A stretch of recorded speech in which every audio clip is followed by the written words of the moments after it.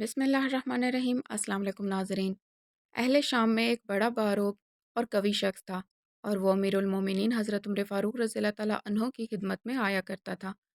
एक दफ़ा वो काफ़ी दिन ना आया तो हज़रत उमर फ़ारूक रज़ियल्लाहु तआला अन्हो ने लोगों से उसका हाल पूछा।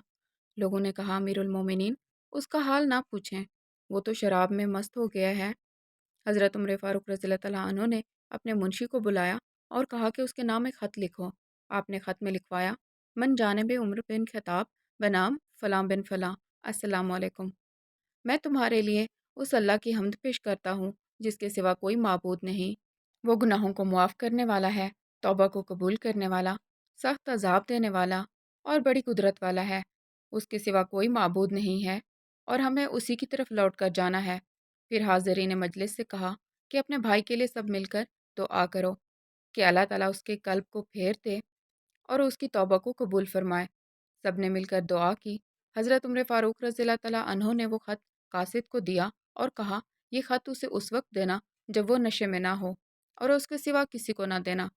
जब उसके पास हज़रत उमर फ़ारूक रज़ियल्लाहु तआला अन्हो का ये ख़त पहुँचा तो उसने पढ़ा और बार बार इन कलमात को पढ़ता रहा और गौर करता रहा कि इसमें मुझे सज़ा से भी डराया गया है और मुआफ़ करने का वादा भी याद दिलाया गया है। वो ख़त पढ़कर रोने लगा और शराब नोशी से तौबा कर ली और ऐसी तौबा की कि फिर कभी भी शराब के पास ना गया।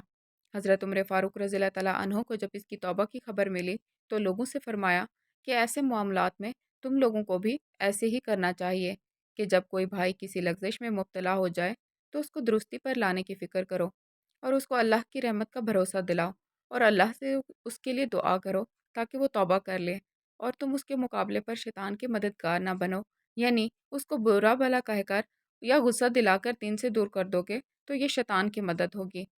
नाज़रीन, मज़ीद ऐसी अच्छी वीडियोज़ के लिए हमारे चैनल को सब्सक्राइब करें। मिलते हैं नेक्स्ट वीडियो में, तब तक के लिए अल्लाह हाफ़िज़।